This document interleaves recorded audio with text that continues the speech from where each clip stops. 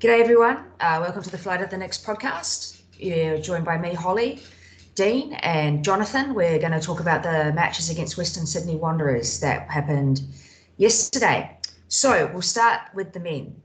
3 p.m. kickoff, it was rather warm. Ended in nil. We defended well. What are the thoughts? So Dean was there. My gut feeling is based on the way things were set up. I think we'd set out just to get a point. There's very little in the way of attack. And it seemed around about half-time, just before half-time, you'll notice that we just nearly scored with a great header from Nico. But that was really our only sort of decent attack. Everything else was sort of just, I think going towards that point. And to be fair about that, I think on a 30-degree, and that's 30 degrees in the shade, I think, 30-degree afternoon, away to Western Sydney Wanderers, who are a very good team. I think, a point, most people would be happy with that. I'd like to think in the future we'll see more attacking enterprise, but I think a point away is good. Hull, who do you think had a good game? Alex fucking Paulson. He was great. What a gem. I was, when we were going to sign a second keeper, I was like, they're going to push Alex out of that number one spot. How sad, because he's great. He's a lovely guy as well. The first save he put up in like the 6th minute was incredible. It's going to be it might easily be his save of the season. Maybe one of the saves of the season for the league. So that was incredible. So he had an incredible game. I think we defended well. There's a lot of defending. I think there were 17 shots or something along those lines from Wanderers. So they were really just peppering us, but we defended so well, partly in thanks to Paulson, but also just Scott Wootton, for example, put up a ton of really important blocks. Our XG was, I think, 0.16. So I think that's pretty telling about how little attack we did. But for me, in the heat, Wanderers are a decent team. And in addition to that, the fact that, it's the first half of the season. It's the first match of the season. If we want to play a little bit defensively, I don't mind. So, it wasn't great from an attacking point of view, but I'm happy with the point. I actually cheered when the final whistle went because I was like, that's good. Like, okay, I'm happy with that considering we were bombarded. Paulson, for me, looked so assured. His hands and his footwork were great. Just receiving the pass backs to his feet, no problem. There's no palpitations for me, which is unusual when we're seeing the ball being passed back to the keeper. He is calm, assured, and in control. And look, number one from him. Just want to also point out, Alex Rufer had a terrific game as well. He was just involved and getting stuck in. It was like just a day down the mines for him. It was just doing all the dirty work, but it was probably the best I've seen him play in a very long time. So hats off to Alex Rufer. He stood out to me, along with Paulson, as a really great contributor to us getting a point. So our next game is against Perth. It's at home. How are we feeling? So I did see a bit of the Perth Glory match against Jets, and Ollie Sahil did not have a good game. It was, he had an absolute shocker in stoppage time that let Jets score. So that'll be interesting to have him come home. What are we thinking? I think we can beat Perth. Maybe not by much. I feel that we will beat Perth. If we show a little more attacking enterprise, which I think we will, Perth will have that long trip. It's also going to be sort of like very early in their day as well. So, I'm feeling confident about perhaps even a 1-0 win at home against Perth. And this, for me, and you're going to lead on to this, but this really was the curtain raiser for the main event. Good man. That sort of covered the men really, because not that much happened in that game apart from the wonderful defending. Let's talk about the women. I was hoping for a win, and actually when we talked last week, we had predictions of a couple said 2-0. And then a couple of people said 3-0, and they were quite right. And I honestly, it easily could have been a couple more than that.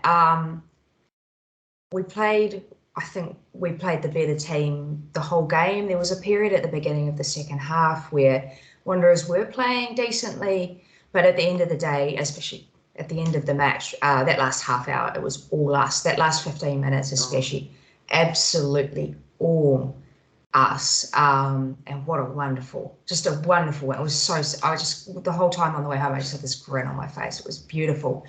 Thoughts, Jonathan? We were onto something. We've really, like, the team that we have, the players that are there. We have. I was thinking about this today. We've got so much depth in the midfield and the front field now.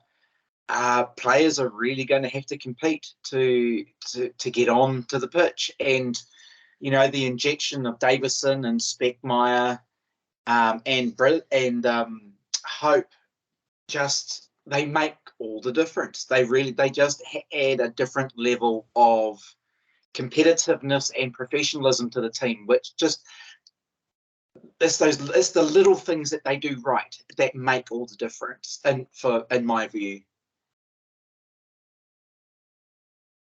Yep, I agree.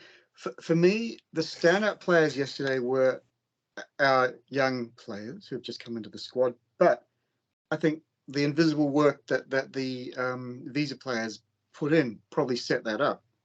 So it's a great combination. But it's just, for me, it was watching these Kiwi kids, for lack of a better word, popping up, scoring a couple of goals, setting up a couple of goals, bouncing things off the crossbar, and having a great time. It was like, yeah, been waiting for this for a couple of seasons.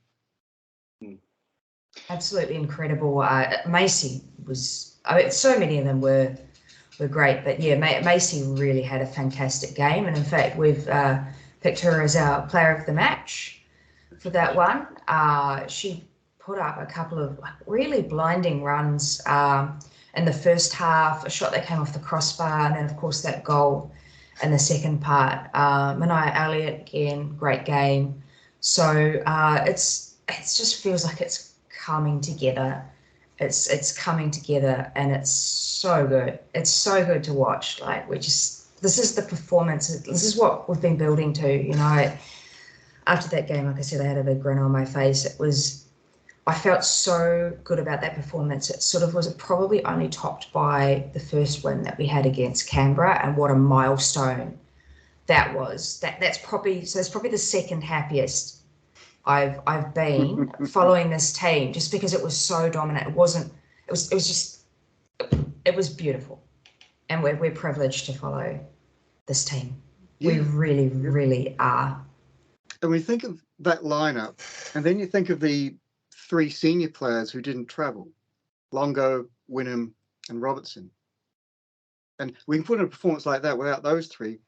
If we get those on the pitch, either all together or one at a time, it's just going to be even more exciting.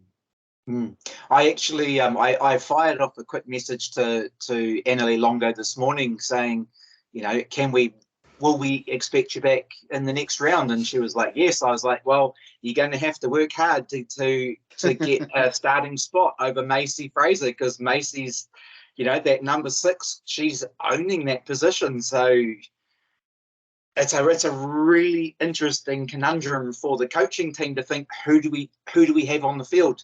Does Kate Taylor stay in? Does Kate Taylor drop out? Does Kate go back to the back 4? If Kate goes back to the defensive line, who comes out of the defensive line? Because Marissa's playing good football. Mackenzie Barry's playing good football. Interesting times ahead. If you're looking for a turning point in that game, we went 1-0 ahead, and Wanderers were attacking. Straight after that, they had that breakaway. It was essentially almost a 1-on-1, but Mac Barry got back and she did that block. And then from then on, they had nothing. It was just like a significant turning point for me.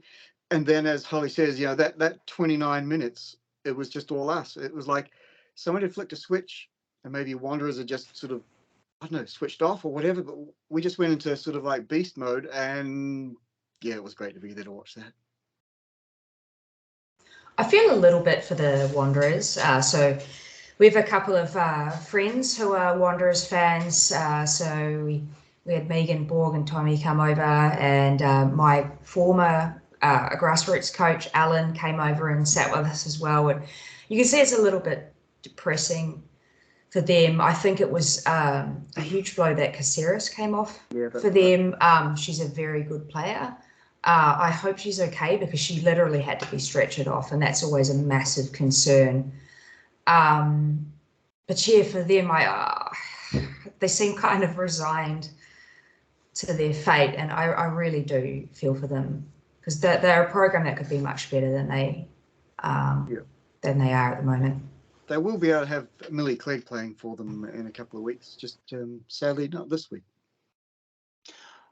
On that, Holly, on that Caceres injury, watching it on the telly, it looked like a pretty innocuous knock. Like there wasn't a full on ankle under the attacking player's body or anything like that. So it'll be interesting to know what actually the injury is. Maybe potentially it's a snapped tendon or something like that, because evidently Caceres was in a lot of pain when she was lying on the ground, and as you say, getting stretchered off, that's a serious injury. So really feel it didn't look all that bad, but something's gone horribly wrong. Is it the most dreaded three letters in women's football is ACL. So I really hope that that's not going to be a once around thing. Obviously, Tobin copped an ACL injury last week, so I really hope that that's not what's going on. As much as you want, your opposition team to be as weak as possible, it's not what you like to see. It's kind of funny that supporters of the team that have won the wooden spoon 2 times in a row are feeling sorry for Western Sydney Wanderers. But having sat there and sat with Megan and Tom, I could certainly empathise with how they feel. Because Wanderers are not a bad side. They've got talent in there. Postelakis had a good game yesterday. Beth Gordon, she was good on the ball. They brought the young lady on, Eunice, the youngest ever player in the A-League at 14 years and something or another days. So Wanderers are not a bad team, but as you reflected, Dean, it's kind of they resigned themselves to losing at some point. Yeah, I mean they were good and they were competitive, but we were we were the best team. And once the block happened, I thought, it's not our day. And it's just suddenly these acres of space just opened up, and up and down the sidelines. It was great. Shout outs to Mariana for her goal, her initial first goal, second game. Well done. Nice header from about 3 centimeters out, but you'll take it. It was great for us to sort of score off a set piece. I think she was falling backwards as well. And we actually weren't even entirely sure if it was at the time an own goal because of the way that it came in, and one of the Wanderers players sort of kicked at it and it went in, but it must have already gone in. So the line hit the roof of the net. Yeah. How good to see her going, especially after being this sort of weird convergence of injuries in the preseason. So, how good. The crowd was the RBB showed up for the men's game. They sung the whole time. They're really good with that. And then they all sort of just cleared out and disappeared. I know it was hot, but basically their bay entirely emptied. And the drum was gone. There was no chanting. So I felt like we were by far the strongest active support there. But we had people leave as well. A lot of people didn't know that we actually had a women's game afterwards, which is a bit of a concern. And then a lot of people who I went and spoke to people before the men's game ended, and there were a lot of excuses about why they couldn't stay that I don't know would be given if it was a men's game that was coming up. Some of them I'm sure were very valid, right? I'm not, going to shit on everybody who left. It was a Sunday and it was hot. but I was disappointed with how many people left. But those of us who stayed were treated to a real cracker. And, you know, we got this lovely photo at the end of the match with us and the cup and most of the players, which was just one of those moments. I got to hold that cup. It is enormous. What a trophy. First silverware. Like, I know it's only like a, you know, the Sister City Cup. I mean, that it was just that escalation to the point where, like, you know, you go from the wooden spoon, you go from hardly winning games to actually having a piece of silverware. Actually, I was thinking, I'm glad that Mickey Foster was the one who received it and not Mickey Robertson, because I'm pretty sure that trophy was the same size as Mickey Robertson. It was massive. They would have had to leave her in Sydney to get the trophy home. They would have like swap seats. Yeah, just put her in the luggage. Yeah. Just on the active support, it was really good because like the little corner really stood out on the TV broadcast, which was really good. And, you know, the TV broadcast is specifically zoned, you know, the camera guys were zoning in going, hey, look, we've got active support. This is what it's about. So well done for that. Did you hear us on the telly? Could you hear us? A bit, not a whole lot of noise, but more the visual just really stood out. We had a 3-year-old cheerleader, little Jai, I think his name is, leading us and chanting, and that was great. Yeah, just one reflection on the commentary from this week, and that really at these games they need to have 2 commentators, because when it's one person commentating on the match and they're just literally kind of talking to themselves, it almost sounded like he would have been better at you know, calling a horse race, because his sentences were so short and clipped, you know, like, and has passed off to Taylor, and now to Zara, and there it goes. But I think when there's 2 commentators, it just makes it much more interesting for the viewers at home. That was my only reflection on the commentary. But you guys were sitting in the shade. How good? I mean, were there many people around you? Would have been about 30. I mean, yeah. The RBB, to be fair, they were in the sun the whole time. So I think they were. I think they were in the sun the whole time. Yeah.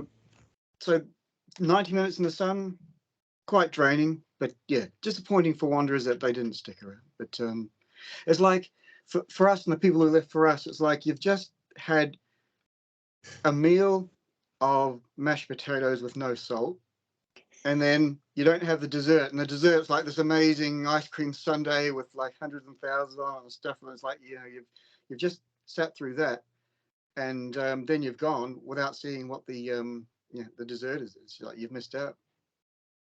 I think that stadium, it really, it's not great on a hot day. I've sat in the hot sun at CommBank, and what they've done is they've put the side with the tunnel and the benches. It's all corporate seating, so it's not like regular fans that are there, and they're all in the shade. And on the other side, you've got the regular seating, and it's a nice stadium to watch football in when it's not too hot, because there's not a bad seat in the house. The noise stays in. It's really great, but there would have been less people seen on the broadcast for the men's game, because a bunch of people had just actually moved all the way up to the top stand where there was some shade. So what it looked like on the broadcast would have been really bad. But we're quite lucky.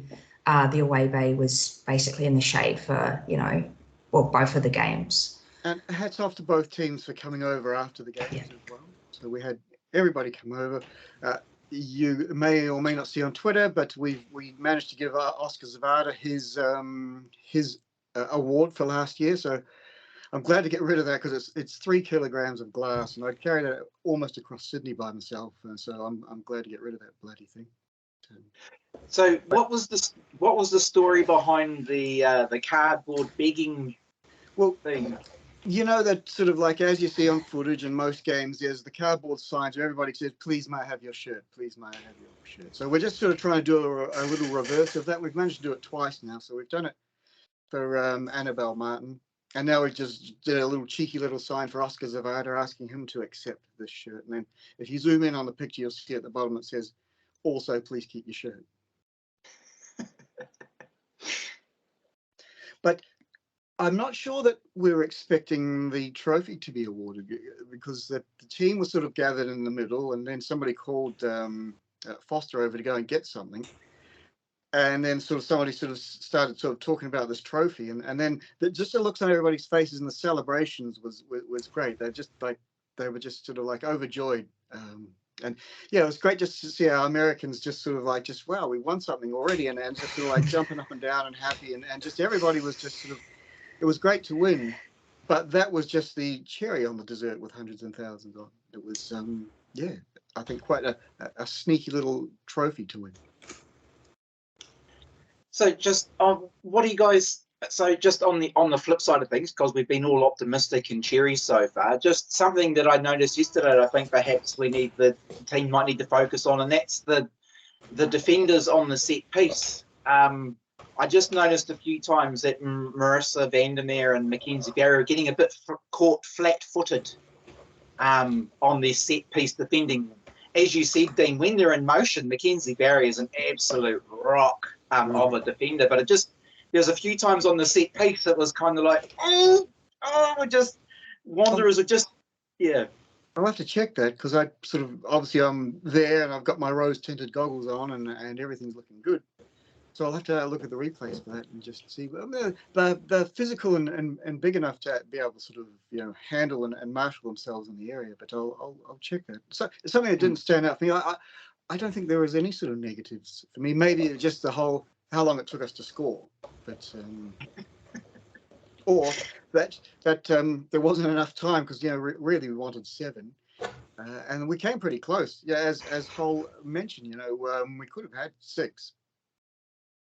I mean, Kate Taylor just won either side of the post from corners, and then Macy off the crossbar and another to the right. So the fact that we're making that many chances, and they were decent chances, it wasn't just like somebody's trying to run onto a ball, 40 meters out. It was like really good chances, and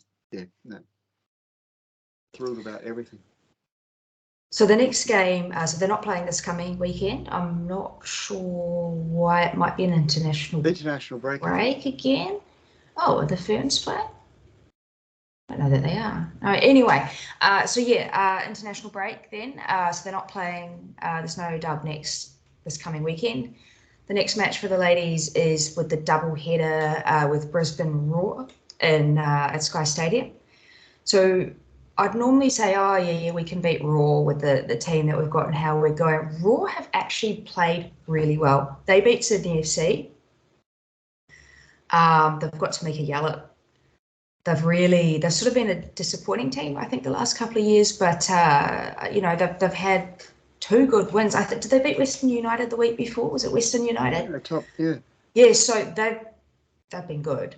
What do you think? I feel like we could beat anybody at the moment after yesterday, but maybe a draw.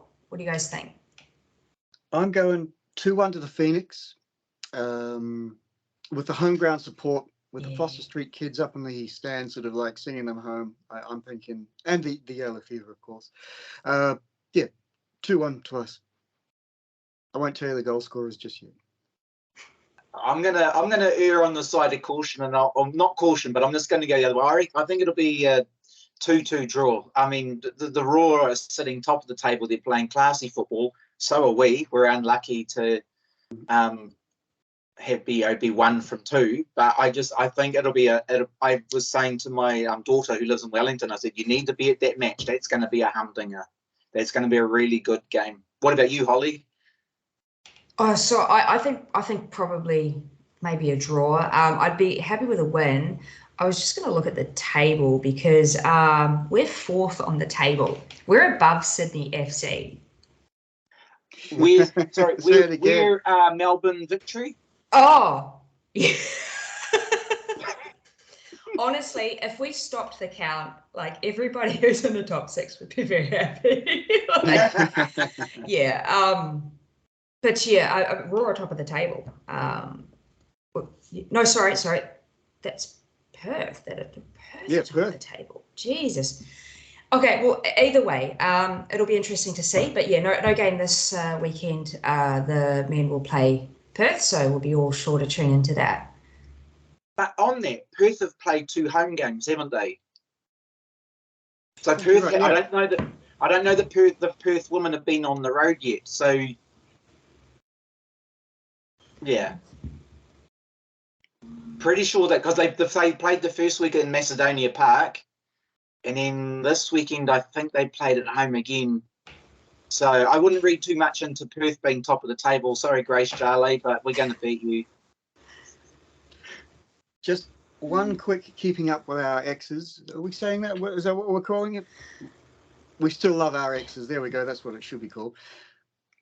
Izzy Gomez put the cross in for the goal against Central Coast Mariners on Friday night. Well done to Izzy. But that was the only sort of match that I managed to see where we had sort of friends in the game, if you will. I don't know. I can't remember anywhere else at the moment. There was another one, funny one, Dean, similar to the pre-season where Izzy Gomez comes in, causes a ruction, and then quietly disappears at the back to say, "It wasn't me. It wasn't me." You know, and then there was another, and then there was the, that incredible pass, and then there was the whole, "Oh look, there's a player." Smack. No, this time she got a straight over the top. Just Izzy doing Izzy things. It was good. It was good. She's a competitor, so it was cool to watch. Yep. Any final comments? Covered everything, I reckon. Oh, just one last comment from me. And how good was Kelly Brown when she came on at the end? Kelly Brown came on last year. She didn't play. I don't think she had a contract at all. This year she comes back. She signs up for the Knicks. Boom. She's a baller. She's going to be pushing the team for goals. So very excited to have Kelly back. Happy times. Good times away. Yes, many good times. All right. Well, thank you for everyone joining us. Please subscribe. We're on the podcast platforms as well as YouTube. Condolences to Denise Duffy, who couldn't join us today because she is shoveling horse poo. But either way, thanks everybody. Have a good week, and we'll see you next time.